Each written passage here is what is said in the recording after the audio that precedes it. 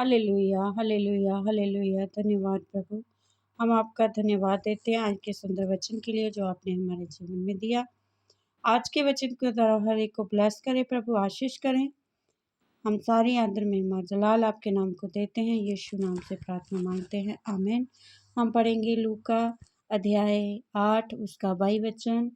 एक दिन वह और उसके चेले नाव पर चढ़े और उसने उनसे कहा, आओ झील के पार चले। अत उन्होंने नाव खोल दी, पर जब नाव चल रही थी तो वह सो गया।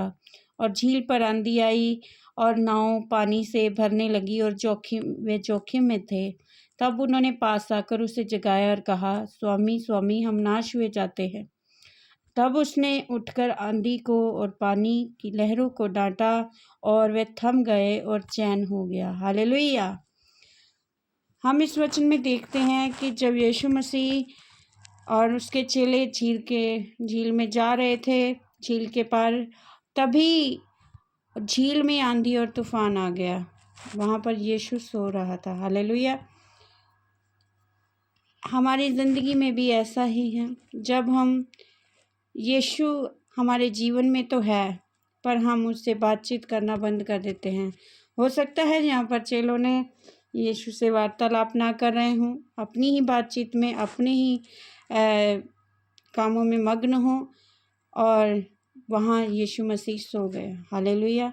उसी तरह हम कई बार यीशु हमारे साथ होता है, हर पल होता है, पर हम क्या करते हैं, कई बार हमारी परिस्थितियों को देखते हुए, हमारे कामों को देखते हुए हम यीशु मसीह को नज़रअंदाज कर देते हैं।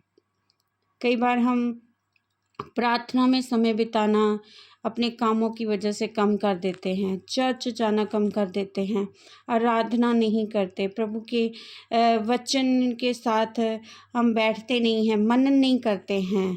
जब हम रोज़मर्रा की ज़िंदगी में प्रभु के कामों को करना बंद कर देते हैं, प्रार्थना में नहीं टाइम स्पेंड करते, वचन, आराधना, प्रार्थना, ये सब काम हम बंद कर देते हैं, तब हमारे जीवन में यीशु आत्मा में होकर सो जाते हैं। हालेलुया। तब हमारे जीवन में तूफान आने लगते हैं, बीमारियां को तूफान आने लगते हैं, कर्ज के तूफान आने लगते हैं, तंगी के कई तरह के अलग अलग तरीके के तूफान आने लगते हैं। तो हम घबरा जाते हैं, फिर हम यीशु को पुकारने लगते हैं, फिर हम प्रार्थना में आ जाते हैं, यीशु को पुकारते हैं, वचन के द्वारा यीशु को पुकारते हैं, आराधना के द्वारा यीशु को पुकारते हैं। हालेलुया। जबकि हमें ये चीज़ें निरंतर अपने जीवन में करते रहना है, ताकि आंधी तूफान ना आए। और अगर आ गया है, अगर यीशु सो गया है, अगर हमने उसके साथ समय बिताना बंद कर दिया है, तो आज आप आराधना में फिर से वापस जाएं, प्रार्थना में जाएं, वचन में जाएं, चर्च रेगुलर जाएं, ताकि जो भी तूफान आए हैं और जो भी मुश्किलें आई हैं, परिस्थितियां खराब हो गई हैं, आज यीशु आपके लिए हर एक तूफान को डांटेंगे। हालेलुया। और जब यीशु डांटेंगे, यहाँ लिखा है नाव पानी से भरने लगी तो वे जोखिम में थे। हालेलुया। जब हमारी लाइफ में भी यीशु सो जाते हैं, हम उनको अपना समय नहीं देते, तो फिर हमारे जीवन की जो नाव है वो दुखों से भरने लगती है, हम भी जोखिम में पड़ जाते हैं।